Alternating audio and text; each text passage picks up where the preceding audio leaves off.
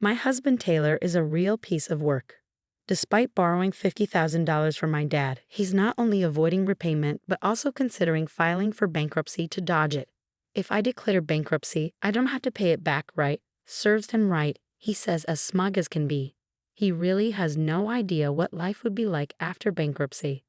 I'm Michelle, 32 years old. Taylor and I have been married for 5 years, and for better or worse, we've led an average life together. We don't have kids, but we have a dog instead. We mostly spend our time with each other and our furry friend. Seeing our families is rare since they live far away, so we usually visit them during summer or Christmas vacations. Taylor always makes a fuss when it's time to go to my parents' home. "Hey Taylor, you're coming with me to my parents' house for the holidays, right?" "Oh no, if we're going anywhere, let's go to my parents' place. We've been to your parents many times. It's time we go to mine. We've talked about this. It's just a hassle. And there's nothing to do at your parents' house. Don't you think you should apologize to my dad about the money? Our life is possible because of him. He even helped us with that debt crisis. Again with that? You're so annoying." Taylor sighed loudly and left the room. When we first got married, my dad gave us the down payment for our house and later lent Taylor part of the capital for his startup business. I've been slowly repaying the money for the house, but the $50,000 Taylor borrowed for his business remains unpaid. I know Taylor's business is struggling and times are tough, but that's a different issue altogether. Taylor's lack of gratitude towards my dad irks me every day. Then one day, something happened. I got a rare phone call from my mom, who usually only texts. "Hello, Mom. Is now a good time?" "Yeah, I'm fine. You usually text. What's up?" "Actually, your dad, Daniel, collapsed." "Dad collapsed? You're joking." "He wasn't feeling well for a few days. He's stable for now, but if you can, could you come home?" "I get it. I'll talk to Taylor and head back home as soon as possible." When I explained the situation to Taylor, he reluctantly agreed to the trip just this once. But there's another issue I have to think about, Rocky. I called our regular vet to board him, but they're fully booked, I said. "So what's the plan?" "I'm thinking of hiring a pet sitter." At my words, Taylor let out an exasperated sigh. "What? A pet sitter? Give me a break. I can't stand the idea of a stranger in our home." "We don't have a choice. Rocky needs his walks, his bathroom breaks, his meals." "Absolutely not. They'll be fine for a day. Stop relying on services like that." "Are you kidding me? If we leave him alone for a day, he'll get stressed out." We couldn't find common ground, and the conversation was going nowhere. Then Taylor seemed to have an idea and exclaimed, "Ah, I've got it. I've thought of something great." "What is it?" "Why not ask Isabella?"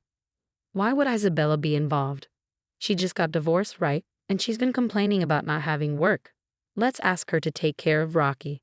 While we were gone, we decided to ask Isabella to look after Rocky as a part-time job. Honestly, I was completely against it. The last time Isabella visited, money disappeared from my wallet. I had withdrawn $300 that morning, and by the time Isabella left, it was gone. When I told Taylor, he dismissed it, saying it must be a misunderstanding. Since I had no concrete evidence, I couldn't do much, but I was certain it was Isabella. I didn't trust her and didn't want her in our home. However, with the trip back home imminent and Taylor firmly against hiring a pet sitter, we were out of options. We ended up asking Isabella. I gathered my always ready stash of $3,000 and gift cards, hiding them in a drawer. I slipped a piece of paper into the drawer to know if anyone opened it, and of course, I didn't tell Taylor. Otherwise, I couldn't feel at ease letting Isabella into our home. We asked Isabella to take care of our dog and headed to my parents' house. Thankfully, Dad's condition stabilized and we could talk to him. When we returned, I told Taylor about the drawer trick. As expected, the paper had fallen and $2,000 along with gift cards were missing from the $3,000. I had told Isabella not to enter the bedroom, but I had suspected she might steal something. I sighed and told Taylor, "See, now do you get why I didn't want Isabella in our home?" "Well, she's having money troubles too, so a little bit off." "Cut it out. We're not exactly rolling in it either, Taylor. You owe money to Dad, remember? That's a different issue. Just call Isabella over here now." Taylor reluctantly dialed her number. When Isabella arrived and we confronted her about the money, She admitted to everything, including the previous time with my wallet.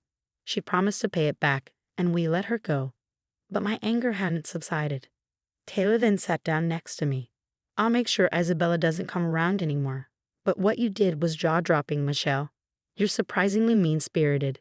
Setting up a trap like that for Isabella isn't something a grown adult should do. Wait a minute. Are you taking your own sister's side even after all this? Isabella's in the wrong too, but what really turned me off was how you doubt your own family and set up such an elaborate scheme. Don't joke around. If you believe me about her stealing money last time, maybe we could have prevented this. Just like you don't want the pet sitter in our house, I don't want Isabella in our house. Well, you're so narrow-minded. Don't you have anything else to say before blaming me? It felt like he was saying it was my fault for setting up a trap to catch Isabella, who had stolen twice. I was angry and frustrated. After that, Taylor's and my relationship started to deteriorate, with more and more days of not speaking. The tipping point came when Taylor handed me a piece of paper after returning from work. What's this? You know what it is. Divorce papers. You want a divorce. I've had enough of you over this Isabella thing. I don't want to be with you anymore. There's no point in being married. Let's divorce. This happened because of your sister, you know. Don't shift the blame onto me. I don't even want to talk about it anymore. Just sign it.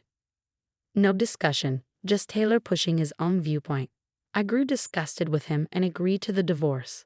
It was clear Taylor would keep taking Isabella's side in the future, so I figured it was best to cut ties with him sooner rather than later. A few days later, the divorce went through. We sold the house we'd lived in for 5 years and barely divided our assets. I told Taylor to use that money to keep making monthly payments on his debt to Dad, and he agreed. And so our married life came to an end. Months later, Dad passed away from illness, and just like that, I inherited the right to collect Taylor's debt repayments. But the following month, Taylor fell behind. I did a little digging through mutual friends and found out his business was failing. He had mentioned he was struggling with the company just before we divorced. Knowing Taylor was in trouble, I decided to give him a break and wait 1 more month. However, when there was still no transfer from Taylor, I lost patience and called him. Hello, it's Michelle. What's up, Michelle? What do you need? What do you mean? What do I need? It's about repaying Dad. You haven't paid since last month. Oh, is that all? Well, I'm not paying anymore. Excuse me. Caught off guard by his unexpected response, my thoughts froze for a moment. Taylor, without any remorse, continued. Why should I? My father-in-law's dead, right? No point in paying back a dead man. What are you talking about? That's ridiculous. I inherited Dad's right to collect the debt. So now I'm the creditor. Understand? I don't care. I said I'm not paying. I can't pay. Suddenly furious, Taylor started yelling over the phone. I'm struggling with my business too, you know. Why should I repay a debt to a dead person? It's a waste of money. Don't joke around. How can you even say that? Your current business exists because of Dad. Yeah, sure, he helped back then. But he's dead now. Only you would benefit if I repaid the debt. So why would I do that? At that moment, rage surged through my veins. Our parting wasn't amicable, and I knew about his current economic situation. If only he would sincerely apologize for the delayed repayment, but he was showing no remorse, let alone an apology. Worse still, he seemed to think he was off the hook for repayment now that Dad was gone. I was infuriated by Taylor's convenient thinking. I wouldn't let this go. He would repay every penny. Just to clarify, Dad's death doesn't absolve you from repayment, I said in a stern voice. Annoying, Taylor muttered irritably. I told you, only you benefit from me paying back. There's no way I'm paying back $50,000. All right, then I'll take appropriate measures. Is that okay? Suddenly, Taylor erupted in laughter over the phone. Then I'll just file for bankruptcy. Bankruptcy. Yeah, if I file for bankruptcy, I won't have to pay back anything. Serves you right. You think that will save you? You better repay. You're just trying to get money out of me. I can't possibly pay back that amount. So you never intended to repay it. If the business had gone well, sure, I would have paid. But it didn't. Not even sorry towards Dad. Why should I apologize to a dead person? Both you and your sister are irresponsible with money. Disappointing. Say what you want. I've got my trump card. Bankruptcy. Fine, go ahead and file for bankruptcy, but you'll regret it. Thanks for the advice. Bye. With that, he happily hung up the phone. Taylor seemed to think that filing for bankruptcy would free him from his debt, but he failed to consider the downsides that come with it. If declaring bankruptcy wiped out all your debts, everyone drowning in debt would be doing it happily. I had a friend who had to declare bankruptcy because they co-signed a loan once. It was a heart-wrenching process, and I saw the struggle up close. So I knew how tough bankruptcy could be, and I decided not to tell Taylor about it. Later, it seemed Taylor really did go through with the bankruptcy process. I got a text saying, "Debts are gone. Serves them right." I didn't reply. I just waited to see how things would play out, pretty much expecting Taylor to self-destruct. A few weeks later, just as I expected, a desperate call came in from Taylor. "Michelle, please help me. Long time no see. What's up?" "I'm screwed. Yeah, I got rid of my debts, but now I can't even live a normal life." "Oh, that's unfortunate." "Unfortunate? You don't get it. I'm really in trouble here." Well, declaring bankruptcy is a last resort only for those with no other options. Taylor, who clearly didn't understand the situation, needed it spelled out plainly. Listen, bankruptcy is the last resort. They'll take all your assets, cars, electronics, everything. Your credit cards won't work and you'll be blacklisted. How do you know all this? I saw a friend go through it. It was a nightmare. What? So you knew this would happen and you didn't stop me? Are you finally getting it? This is no joke. I thought I could just reset my debts and get back to normal life. This isn't what I envisioned. Not my problem. It is your fault. If you told me how hard bankruptcy is from the start. At this point, Taylor was trying to shift the blame, so I gave him a reality check. Don't you get it? You made the choice without doing any research, even after I warned you. You made your bed, now lie in it. And you're asking for help now? That's pretty cheeky. I'm your ex-husband in need. Isn't that enough? Ex-husband.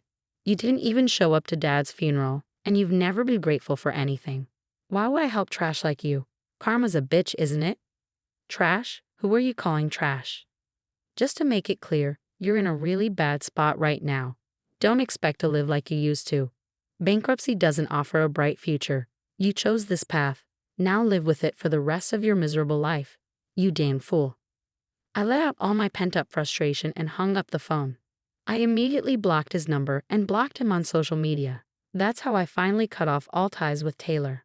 As for him, word has it that he's living a pretty miserable life. He thought he could just wipe the slate clean with bankruptcy and start fresh. He may have acted like he had it all together, but reality isn't that kind. Since he's on the blacklist, he obviously can't get a loan for anything. On top of that, it seems he owed a lot of money to his friends and hasn't paid them back. He's been contacting other friends to borrow money, but no one will lend him anything now that they know his situation. In fact, almost all of his friends have cut ties with him, and it seems he's living a lonely life now. It's nothing less than poetic justice. As for Isabella, it turns out she wasn't just stealing from me, but also from her friends. Apparently, she was recently arrested by the police. The rumors spread in the neighborhood, and she lost her job too. I'm so relieved to see those two people I can't stand both get their comeuppance. I'm really glad I got a divorce when I did. I'll never have to deal with those siblings again. If I ever date someone in the future, I won't make the same mistakes. I'm determined to be more discerning in judging people and building better relationships.